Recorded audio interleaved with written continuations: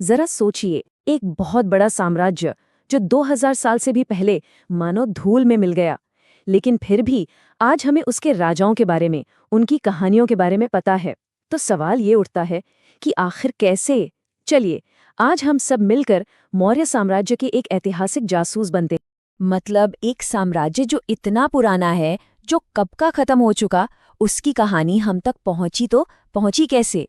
ये बिल्कुल एक जासूसी केस की तरह है, पता है, जहां हमें अलग अलग बिखरे हुए सुरागों को जोड़कर अतीत की एक पूरी तस्वीर बनानी है।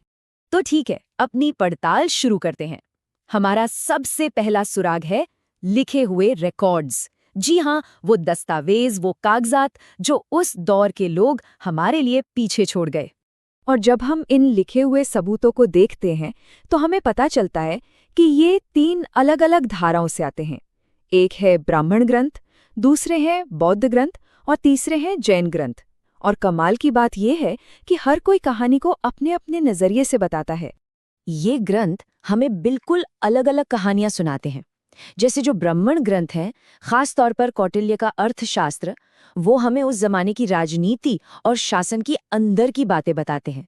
वहीं दूसरी तरफ बौद्ध ग्रंथ हमें राजाओं, खासकर अशोक की पूरी वंशावली और उनके बौद्ध धर्म अपनाने की कहानी पर ले जाते हैं। और फिर आती है जैन परंपरा, जो हमें चंद्रगुप्त मौर्य के जीवन के आखिरी दिनों के बारे में कुछ ऐसी जानकारी देती है जो और कहीं नहीं मिलती।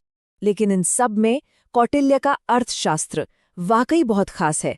ये सिर्फ एक किताब नहीं है, ये तो मौर्य काल की जासूसी कैसे करें, टैक्स कैसे वसूलें और एक राजा के क्या कर्तव्य होने चाहिए, इन सब की एक पूरी गाइडबुक है। इससे हमें उस दौर की सोच को समझने का एक सीधा रास्ता मिलता है।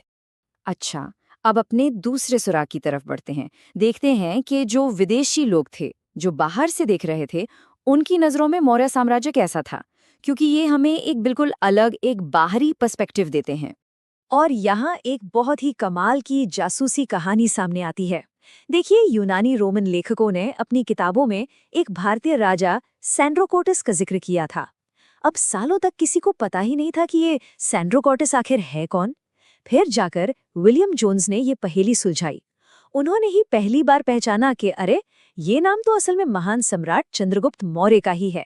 और बस इतिहास की एक बहुत बड़ी गुत्थी सुलझ गई। और इन्हीं विदेशी लेखकों में एक नाम सबसे ऊपर आता है, मेगस्थनीज। उनकी किताब इंडिका मौर्य इतिहास को जानने के लिए एक बहुत बहुत बड़ा जरिया मानी जाती है। लेकिन एक मिनट, अगर ये किताब इतनी जरूरी है, तो फिर आज उसकी ओरिजिनल कॉपी है कहाँ? यहीं तो असली ट्विस्ट है। इंडिका की ओरिजिनल कॉपी खो चुकी है। आज हमारे पास वो है ही नहीं। हम उसके बारे में सिर्फ उतना ही जानते हैं जितना बाद के लेखकों ने, जैसे स्ट्रैबो और प्लिनी ने, अपनी किताबों में उसके छोटे छोटे हिस्सों का जिक्र किया है। तो इतिहासकारों ने क्या किया? उन्होंने इन बिखरे हुए टुकड़ों को एक पहेली की तरह जोड़ा है, ये अंदाजा लगाने के लिए कि मेगस्थनीज ने असल में क्या लिखा होगा। चलिए अब आते हैं हमारे तीसरे और शायद सबसे मजबूत सुराग पर, यानी पुरातात्विक साक्ष्य। ये वो सबूत हैं जिन्हें हम अपनी आंखों से देख सकते हैं, अपने हाथों से छू सकते हैं। ये वो चीजें हैं जो हमें जमीन की खुदाई से मिली हैं। स्क्रीन पर ये नंबर दिख रहा है, 40। सोचिए जरा, ये क्या हो सकता है? इस नंबर का क्या मतलब है? ये है भारत, पाकिस्तान और अफगानिस्तान में मिले अशोक के शिलालेखों की लगभग संख्या। और जरा सोचिए, ये किसी इतिहासकार की लिखी हुई बातें नहीं हैं।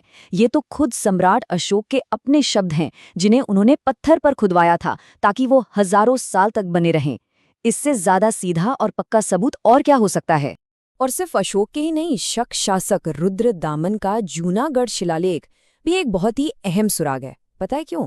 क्योंकि ये इस बात की पुष्टि करता है कि मौर्य शासन दूर सौराष्ट्र के इलाके तक फैला हुआ था।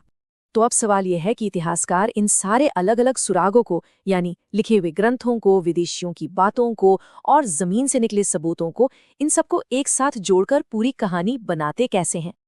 देखिए, ये एक तरह की 3 स्टेप वाली जासूसी प्रक्रिया है। सबसे पहले इतिहासकार लिखे हुए ग्रंथों को पढ़ते हैं। फिर वो विदेशी लेखकों की बातों से उसे क्रॉस चेक करते हैं, ये देखने के लिए कि क्या कहानी मेल खा रही है। और फिर आखिर में वो जमीन से मिले ठोस सबूतों से हर चीज को पक्का करते हैं, ये जानने के लिए कि जो लिखा है वो सच में हुआ भी था या नहीं। तो सबसे बड़ी बात जो हमें समझनी है वो ये है कि कोई भी एक सुराग हमें पूरी कहानी नहीं बता सकता।